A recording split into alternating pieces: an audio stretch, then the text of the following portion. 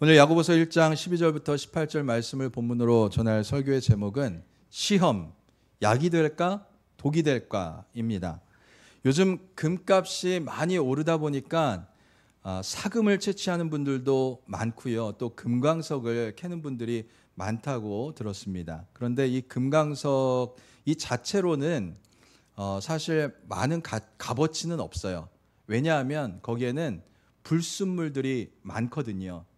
그래서 이 원석이 진정한 금, 정금으로 되기 위해서는 뜨거운 불을 통과시켜서 녹이고 또 불순물을 다 걸러내야만 합니다. 그래서 순수한 정금이 만들어지면 그제서야 진정한 금의 가치를 발휘할 수 있는 거예요. 마찬가지로 하나님이 우리에게 시험을 허락하시는 것은 우리가 이미 부족함이 없는 아주 좋은 믿음을 가졌기 때문이 아니라 오히려 지금보다 더 순수하고 가치 있는 믿음을 가진 정금 같은 신앙인이 되게 하시려는 하나님의 깊은 계획과 섭리가 있을 때가 많아요. 다시 말해 시험은 우리를 소멸시키려는 것이 아니라 오히려 불순물을 제거하고 더 가치 있는 존재로 만들어가는 연단의 과정이라고 할 수가 있는 것입니다. 하지만 모든 시험이 우리를 연단하시는 하나님으로부터 온 하나님의 선하신 계획에서 비롯된 것만은 아니에요. 사탄이 주는 시험도 있어요.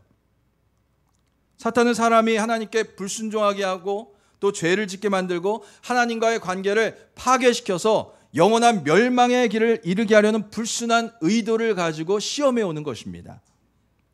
인간의 약점을 누구보다 사탄은 잘 알고 있어요.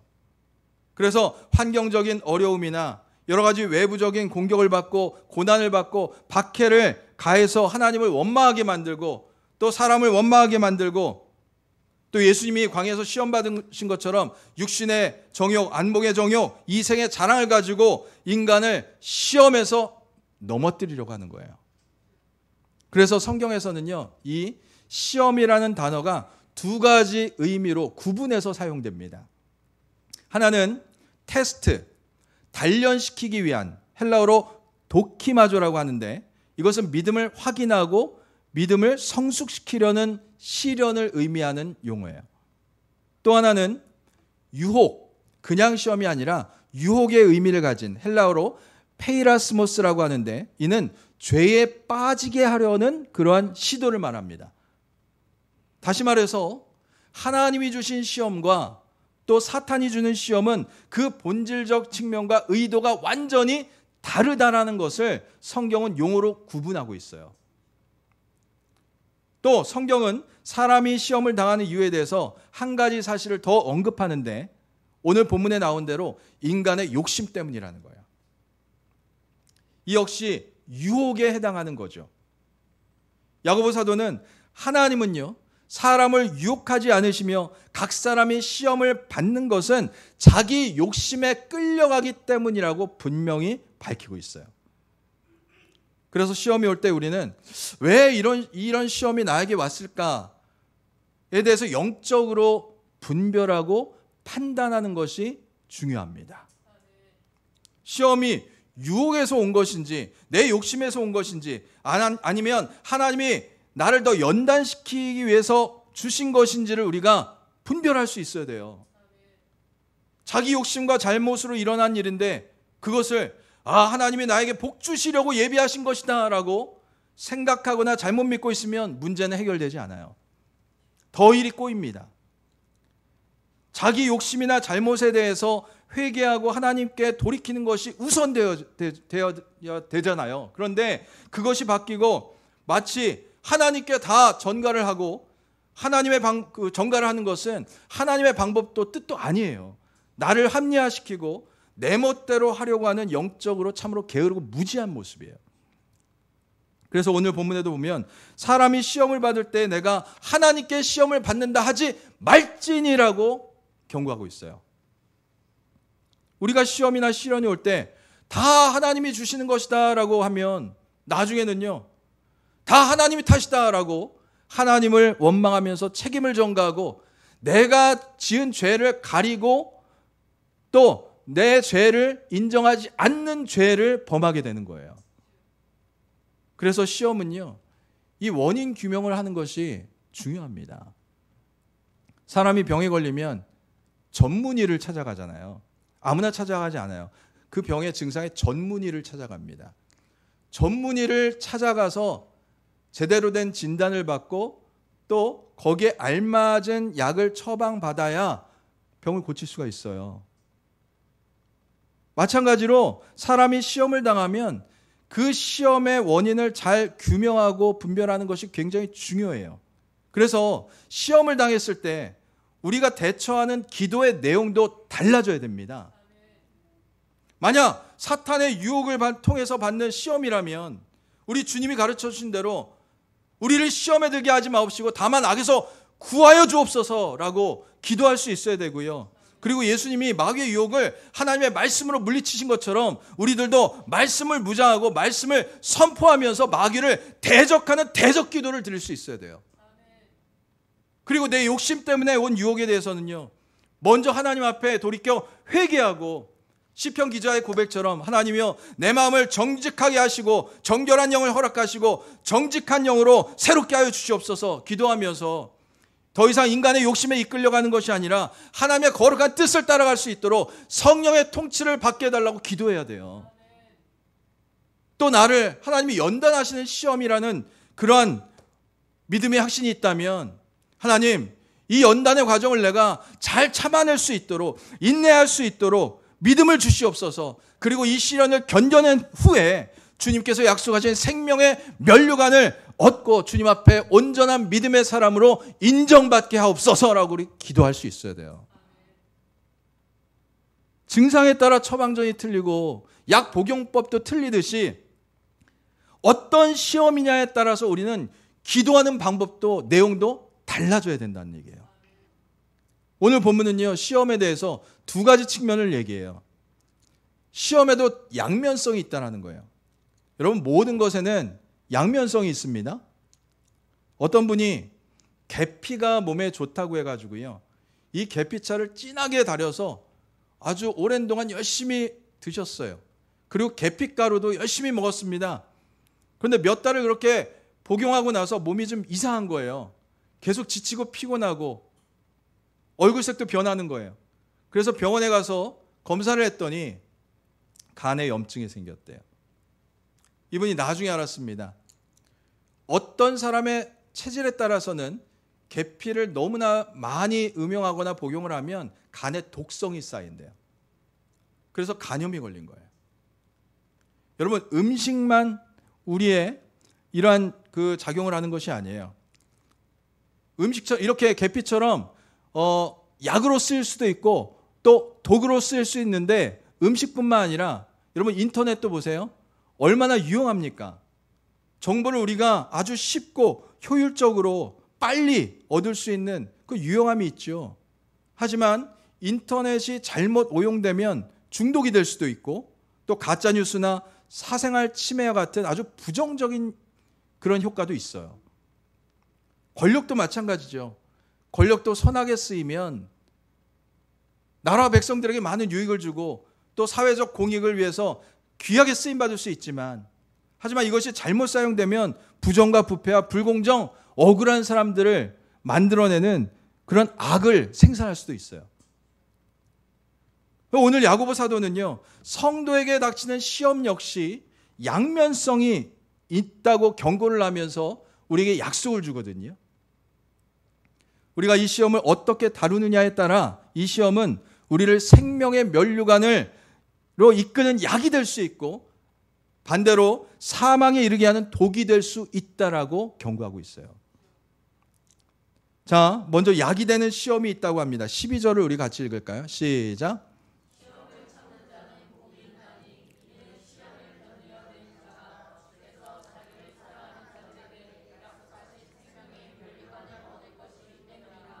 아멘. 자, 여기서 말하는 시험은 하나님께서 우리의 믿음을 연단하시는 테스트, 그런 시련을 말합니다. 마치 운동선수가 올림픽 금메달을 따기 위해서 아주 극심한 훈련을 견뎌내잖아요.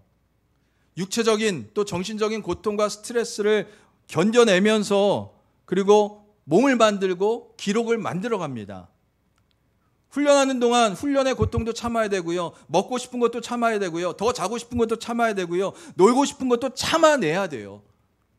이렇게 운동선수는 참아내고 견뎌내야만 좋은 성적을 거둘 수 있고 메달에 도전할 수가 있는 거예요. 신앙생활도 마찬가지입니다. 성경은 여러 가지 시험이나 시련이 찾아올 때 성도가 첫 번째로 취해야 할 태도는 견뎌라는 거예요. 견디라는 거예요. 참아내야 된다는 거예요. 인내하라고 가르칩니다. 인내 없이는 시험을 통과할 수 없다라고 해요. 하나님이 아브라함과 사라에게 아들을 주실 것이라고 약속하시잖아요. 그런데 아브라함의 아내 사라가 자식을 얻지 못하는 것을 참지 못하고 그 약속을 기다리지 못하고 견디지 못하고 남편 아브라함에게 자기의 여종 하갈을 주면서 아들을 낳으라고 첩으로 삼으라고 주잖아요. 그 하갈을 통해서 이스마엘이라는 아들을 얻죠. 자, 그 결과가 어떻게 됩니까? 견디지 못하고 참지 못했던 결과가 어떻게 됩니까? 후대에까지 영향을 미치는 민족적 갈등의 씨앗이 돼요. 하나님은 아브라함을 오랫동안 연단시키셨어요. 그리고 때가 되었을 때 그의 믿음을 시험코자 독자 이삭을 바치라고 합니다. 예전에는 약속을 믿지 못하고 참지 못하고 기다리지 못하고 인내하지 못했던 아브라함이었지만 이젠 아들의 생명조차도 하나님 앞에 온전히 맡길 수 있는 그런 믿음의 사람으로 거듭나 있었어요. 말로만 아닌 실제적인 믿음의 사람으로 거듭나서 하나님 앞에 인정받았고 지금 후대 우리의 입으로도 그는 믿음의 조상이라고 부르고 있는 것입니다. 또 하나 우리가 시험이 올 때 인정받아야 할 합격 기준이 무엇일까요? 12절은 정확하게 말합니다. 주께서 자기를 사랑하는 자들에게라고 하거든요. 시험은요, 성도가 주님을 얼마나 사랑하는지를 판단하는 사랑 테스트예요. 아브라함과 이삭의 이야기처럼 하나님은 우리에게 때론 가장 소중한 것을 요구하시면서 사랑의 순도를 테스트하십니다. 이 사랑에 합격하면 우리는요, 주님으로부터 생명의 면류관을 받게 되는 거예요. 이 생명의 면류관은 영생하는 삶, 곧 하나님 나라에서 영원히 주어질 상급을 의미하는 것입니다. 어떤 미국 선교사님이 아프리카에 가서 정말 열정을 쏟아부으면서 선교를 하시다가 그만 선교에 아무런 열매가 없는 거예요.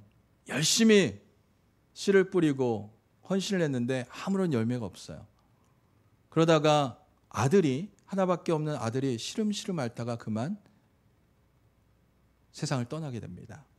그 충격으로 그 아내도 병을 얻어서 결국 세상을 떠나게 돼요. 이 선교사님은 외톨이가 되고 그리고 절망과 회의를 느끼고 다시 미국으로 돌아오는 배를 탔어요. 배가 미국에 도착했습니다. 배가 도착했는데 갑자기 부두에서 예포 소리가 울려요. 빵빵. 그리고 조금 있다가 군악대의 나팔 소리가 들리기 시작했습니다. 그는 깜짝 놀라서 갑판 위에 가서 무슨 일인지 쳐다봤어요. 그랬더니 알고 봤더니 그 배에는 미국 대통령과 부인이 휴가차 아프리카에 가서 사냥을 즐기고 돌아오는 그 배에 같이 타고 있었던 거예요. 그 많은 시민들이 성조기를 막 흔들면서 또 군악대는 군악대는 악기 연주를 하면서 다시 미국으로 돌아온 이 대통령과 영부인을 열렬히 환영하고 있는 거예요. 이 선교사님은 일부러 제일 마지막으로 배에서 내렸습니다. 환영 인파들이 다 사라지고 난 뒤에 그는 깊은 고독과 절망과 실패감에 흐느끼면서 부두 밖으로 터벅터벅 걸어 나오기 시작했어요. 사냥을 갔다 오는 대통령은 저렇게 열렬히 환영해 주는데 선교지에서 사랑하는 아내와 아들을 잃은 나는 아무도 환영해 주지 않는구나. 그의 눈에서 눈물이 떨어지고 그의 발을 적시기 시작합니다. 근데 그때였습니다. 석양빛이 환하게 그 선교사를 비추면서 어떤 음성이 들리는 거예요. 내 사랑하는 아들아, 너는 아직 고향에 돌아온 것이 아니다. 네가 고향으로 돌아온 날에는 군악대의 나팔 소리가 아니라 천군 천사의 나팔 소리가 너를 영접할 것이고, 붉은 카펫이 아니라 황금 유리가 깔려 있는 길이 너를 예비하고 내가 너를 친히 마중 나갈 것이다. 너는 결코 실패하지 않았다. 이곳에 너를 위한 생명의 면류관이 예비되어 있다. 그러니까 그날까지 견뎌 주렴. 이곳에서 너를 위한 성대한 환영식이 열릴 때까지. 그 음성을 듣고 선교사님은 어떻게 했을까요? 다시 아프리카로 돌아가는 배를 타고 그곳에서 주님 주신 사명을 붙들고 생명의 면류관을 바라보면서 열심히 선교를 했대요. 사랑하는 여러분, 시험을 만나셨습니까? 하나님이 우리에게 사랑을 확인하고 계시는 거예요. 사도 바울이 이런 말을 하죠. 생각하건대 현재의 고난은 장차 우리에게 나타날 영광과 좋게 비교할 수 없다. 믿음으로 인내하고 참아내면 그 시험 너머에는 약속하신 생명의 면류관을 들고 기다리시는 주님을 만날 수 있기 때문입니다. 제가 힘들 때 가끔 부르는 찬송가가 있어요. 찬송가 315장인데 1절 4절 가사가 이렇습니다. 내 주 되신 주를 참 사랑하고 곧 그에게 죄를 다 고합니다. 큰 은혜를 주신 내 예수시니 이전보다 더욱 사랑합니다. 그 영광의 나라 나 들어가서 그 풍성한 은혜 늘 감사하리. 금면류관 쓰고 나 찬송할 말 이전보다 더욱 사랑합니다. 이 땅에서 평생 주님 사랑 안에 거하고 그 사랑을 깨닫고 그 사랑 안에서 인내하면서 감사하고 응답하는 백성으로 살다가 영광의 나라에 들어가서 영원토록 주님 사랑합니다 라고 찬송할 수 있는 우리 주사랑교회 성도님들 될 수 있기를 축원드립니다. 또 독이 되는 시험이 있다라고 야고보는 얘기해요. 오늘 본문 14절 15절 말씀입니다. 우리 함께 읽습니다. 시작.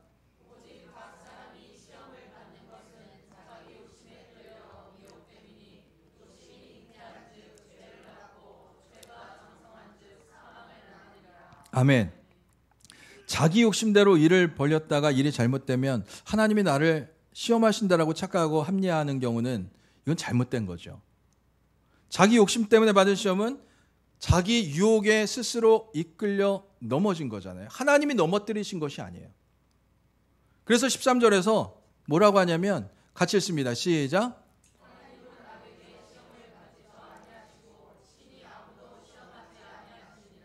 아멘. 자, 모든 것이 하나님께로부터 왔다고 믿으면 내가 죄를 지어도 그 탓은 그렇게 만들어 놓은 하나님 때문 아니냐, 이런 논리를, 말도 안 되는 논리를 만들어내거든요. 바로 이런 교만한 인생들을 향해서 성령님께서는 강한 어조로 성도는 그 어떤 경우에도 자기가 하나님 때문에 시험을 받는다라고 말해서는 안 된다라고 분명히 못 박아두고 있는 거예요. 왜 그런 생각은 해서는 결코 안 되는가? 오늘 13절 말씀이 그 일을 우리에게 분명히 가르쳐주고 있거든요. 첫째로 죄와는 어떤 경우에도 상관이 없으신 하나님의 본성 때문이에요. 하나님은 악에게 시험을 받지도 아니하시고 친히 아무도 시험하지 아니하신다라는 말은요, 하나님의 속성 그 자체가 어떤 악으로부터 영향을 절대 받으실 수 있는 분이 아니에요. 그리고 그런 하나님이 때문에 다른 사람을 시험하고 또 죄를 짓도록 충동하고 유혹하는 일은 결코 하실 일이 없다라는 것입니다. 사람이 시험당하고 죄에 빠진 이유는 바로 그 사람 자신 속에 있는 욕심 때문이라는 거예요. 여러분, 그런데 욕심도요, 다 나쁜 것은 아니에요. 욕심도 양면성이 있더라고요. 거룩한 욕심도 있죠. 또 선한 동기에서의 그러한 욕심도 있습니다. 하지만 여기서 말하는 욕심은 육체적이고 이기적이면서 아주 악의적인 욕심을 말하는 거예요. 사람이 시험을 받고 거기에 미혹되는 이유는 바로 그러한 자기 욕심에 끌리기 때문이라고 했어요. 여기서 끌린다, 끌려간다 라는 헬라어 원문을 보면 강하게 끌려간다라는 그러한 어근과 또 믿기에 현혹되다라는 어미가 결합돼서 만들어진 용어예요. 에스키모인들이 늑대를 사냥할 때 늑대가 좋아하는 그 돼지 피를요, 칼날에다가 두툼히 계속해서 발라요. 그리고 이 칼을요, 얼음 바닥에 칼날이 위로 오도록 박아둡니다. 그럼 늑대들은요, 그 돼지 피의 냄새를 맡고 와서 그 칼날에 묻은 돼지 피를 열심히 핥아 먹어요. 그럼 어떻게 되겠습니까? 자기 혀가, 늑대의 혀가 배겠죠. 그러면서 자기 피를 흘리겠죠. 그런데 자기 피가 흘렀는지도 모르고 돼지 피인 줄 알고 계속해서 핥아 먹는 거예요. 그러다가 출혈이 심하면 쓰러져 죽습니다. 에스키모인들은 그렇게 늑대 사냥을 해요. 여러분, 마찬가지로 인간이 욕심에 끌려 죄에 넘어가면 그 죄가 죄인지도 모르고 점점 빠져들게 되고 점점 익숙해지고 뻔뻔스러워지고 죄에 둔감해져서 결국 그 영혼이 사망에 이르게 되고 죄의 싹은 사망이 되는 거예요. 때문에 죄에 빠지는 미혹의 원인은 오로지 사람 자신 속에 있다는 사실을 경고하면서 결코 하나님께 그 책임을 전가하지 말아야 한다고 야고보는 강력하게 선언하고 있는 거예요. 사랑하는 성도 여러분, 이제 우리가 만나는 시험을 약으로 사용할지 도구로 사용할지는 여러분이 잘 판단하고 잘 복용할 수 있기를 바랍니다. 어떤 시험이 오든 원망이 아닌 회개로 나아갈 수 있기를 바랍니다. 좋은 일에는 모든 영광을 하나님 앞에 돌려드리고 감사를 드리고, 또 나쁜 일이 생기면 그 원인과 책임이 내 자신 속에 있음을 인정하고 겸손히 하나님 앞에 회개할 수 있어야 돼요. 우리가 죄를 회개하고 하나님의 긍휼하심을 구할 때 하나님은 반드시 그 고난을 피할 수 있는 피할 길을 열어주시고 이겨낼 수 있는 은혜의 길을 열어주신 줄 믿으시기를 바랍니다. 그리고 어떠한 시험과 고난이 와도 주님의 사랑을 확신하고 잘 견디시기를 부탁드립니다. 때론 시험을 통해서 우리가 주님을 얼마나 사랑한지를 확인하시고 더 큰 은혜의 문, 축복의 문을 열어주시는 하나님의 섭리가 있음을 믿으시기를 바랍니다. 바라긴 주사랑 성도 모두가 인생의 시험을 만날 때마다 주님의 선하심을 끝까지 붙잡고 견뎌내고 마침내 주님을 사랑한 자로 정금 같은 믿음의 사람으로 인정받아 영광의 면류관 다 받아 쓰는 우리 모두가 될 수 있기를 주님의 이름으로 간절히 축원드립니다. 기도합니다. 주님, 때로는 무분별하게 모든 시련을 하나님의 뜻이라 여기면서 회개와 책임을 회피했던 어리석음을 용서하여 주시옵소서. 저희에게 영적인 분별력을 허락하사 지금 우리에게 닥친 시험이 사탄의 악한 유혹인지 아니면 우리 자신의 이기적인 욕심이 낳은 죄의 결과인지 혹은 우리를 정금같이 연단하시려는 하나님의 거룩한 시련인지를 정확하게 분별하고 모든 시험을 믿음으로 통과하여 마침내 주님을 사랑하는 자들에게 약속하신 생명의 면류관을 받아 쓰는 복된 인생들이 되게 하여 주시옵소서. 감사드렸고 예수님 이름으로 기도드립니다. 아멘.